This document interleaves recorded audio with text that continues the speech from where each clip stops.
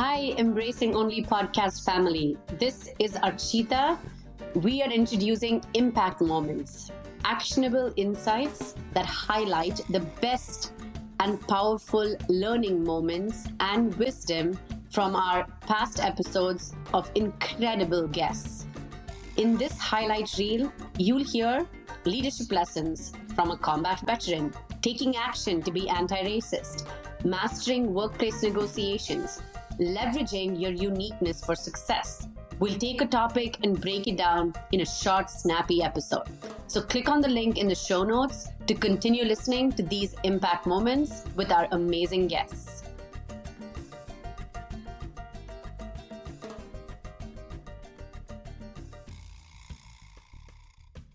You obviously spent a ton of time in the corporate space building a brand, having quite a bit of success in that space. And at some point in time, you made the transition into a very different world. And so we work with a lot of women that find themselves in these high-level executive roles, feeling completely unfulfilled, but scared to take a leap to align to their passions. How did you make that transition? Yeah, that is an excellent question. And I think that my answer is a little different than a lot of others, although I have a lot of similar themes as other women that have made this transition. I actually really enjoyed corporate, and I didn't realize all of the harm it was doing to me. For me, it helped me cope with trauma that I had in the past. So I really like the structure and the validation and climbing up something, reaching a goal. Those things made me feel like normal. And then for the past 2 or 3 years, something started to feel off. I got to this level of success and I thought, okay, so this is great. I'm going to keep climbing. I'm going to keep going. And then I had this huge roadblock of, you're not meant to go all the way this high. And I said, oh, yes, I am. And they were like, oh, no, you're not. And so when I was met with that resistance, I started questioning everything. And for a couple of years, I let the fear stop me. I said, okay, maybe I don't need to go up that high. I'll stay where I am. I'm still getting paid. I'm still providing for my family. The financial security was so important to me. And so anytime anybody would say to me, why don't you leave and go to a different company that recognizes you or do something on your own, my immediate reaction was like, no way, I am not doing this. And it comes from having an entrepreneur dad who had a convenience store, and we didn't have healthcare or benefits. For the first 21 years of my life, I didn't have a doctor. We would just sit home and pray when I got sick. And so I enjoyed the safety net of corporate, but I realized that corporate was killing me too.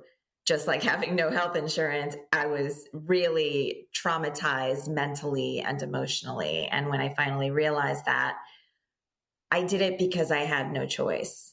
I left because I had no choice. And I thought, if I'm going to do this and I have to do this, let me just create the most beautiful thing I can think of. And that's how In Pursuit Collective was born. That, and if Archita will allow me, I have a little bit of a follow-up question because I think you're hitting on some pretty major things here. There's always core beliefs that we hold deep within ourselves that drive our behaviors, right? Like they manifest at work. And for you, it sounds like it was that safety, right? That security, or however you define safety and security in your mind, that was a foundational thing for you.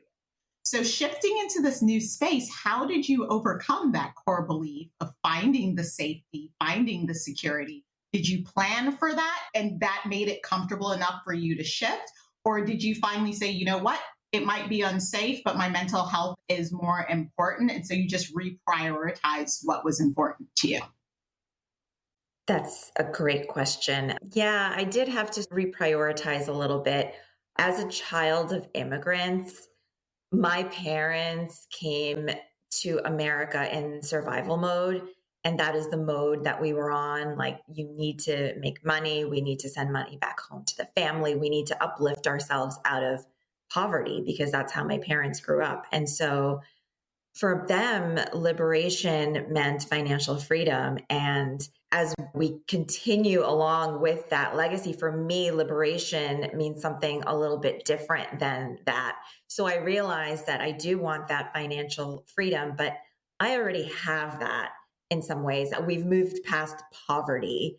And so I don't have to worry about not having my next meal. And now it's more about liberating the mind and other ways like liberation of time, having quality time to spend with the family, making sure I can say what's on my mind freely. And so it still matters to me, but I realize that I don't need to be in survival mode like my parents were. And I'm doing it scared. I am still scared. I cannot say that I'm not. There are sacrifices that we make every day. I am married and I have 2 children, and we are a 2-income family. And right now, in a sense, my husband is very supportive, but we have struggles. We talk about what we are going to cut back on. And I realize that all of the things that we have that we thought we needed, all of these luxuries, we don't need so many of those things. And my children teach me that every day too. They don't need this fancy life. They just need our time and they need love.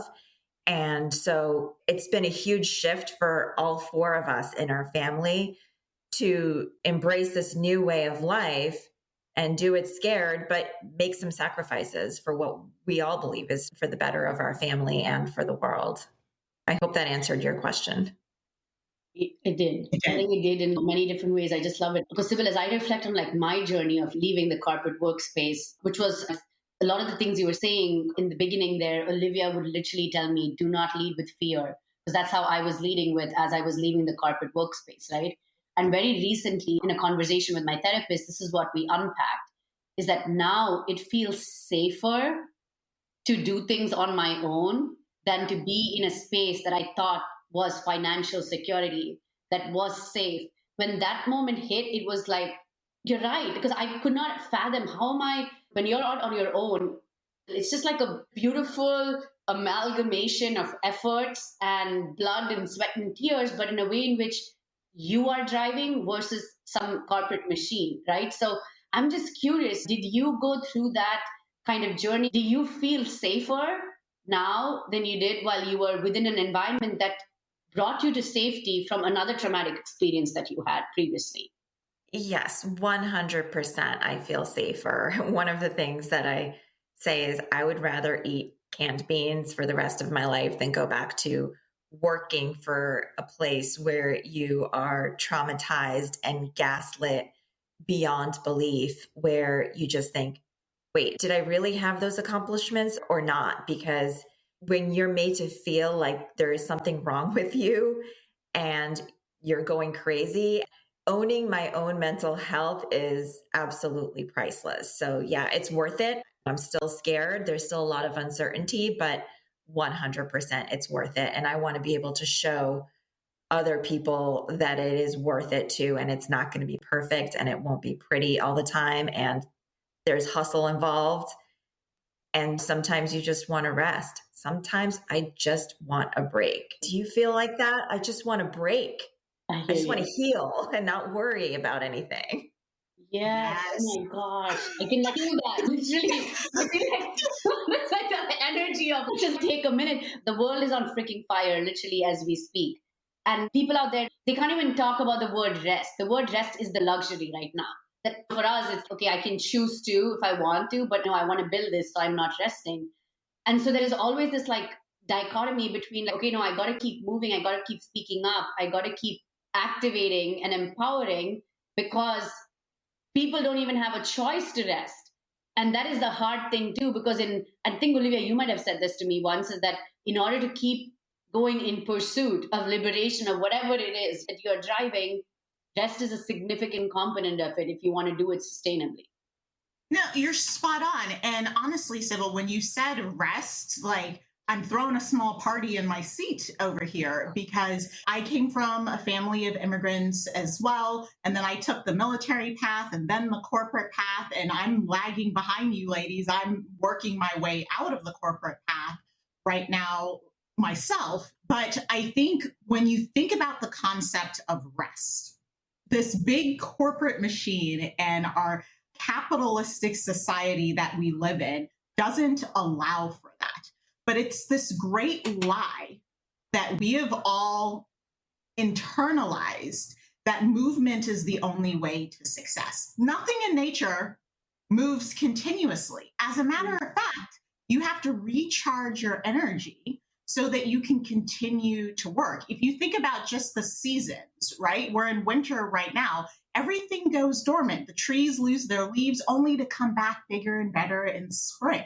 We need that time of rest to restore our creativity, to restore our motivation, and to get into alignment. And I will say this, I heard something, I can't remember where I heard it. I think it was Instagram, but it could have been in one of the number of articles that I read that says that it's not about productivity, it's about alignment.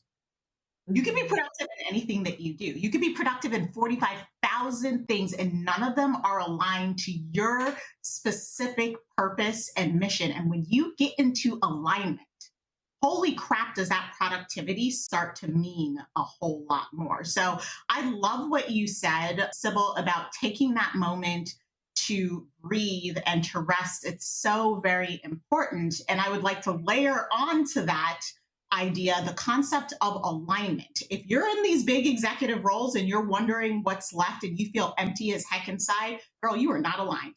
We need to go do some work and figure out what that is. And then guess what? When you're in alignment, the work becomes easier. So I don't know if both of you have experienced that in terms of finding your alignment, and the work becomes easier because you're not fighting your own self. You're not fighting your own motivation in order to be productive. Yes, I 100% agree about the alignment. And I feel like I'm finally aligned with my core values. However, where I get stuck is that the system that we live in does not necessarily allow people to be aligned with liberation, because we live in a capitalist system. And we have to make money. And in order to make money, we have to produce. And it's a really tough spot because I have so much alignment with what I'm doing. I wish I can get paid all day long for all of these thoughts and thought leadership in the way that I want to create a society that is more sustainable. But it's really hard to do that in the current system. And that is why I'm tired. And we must rest. You are 100% right. We have to rest, because if you want this work to be sustainable, you have to think about it in the long term. And if we are just consuming media and posting 24/7, we're going to burn out. I know that because I've burnt out a few times, and now I know that I need to go slower.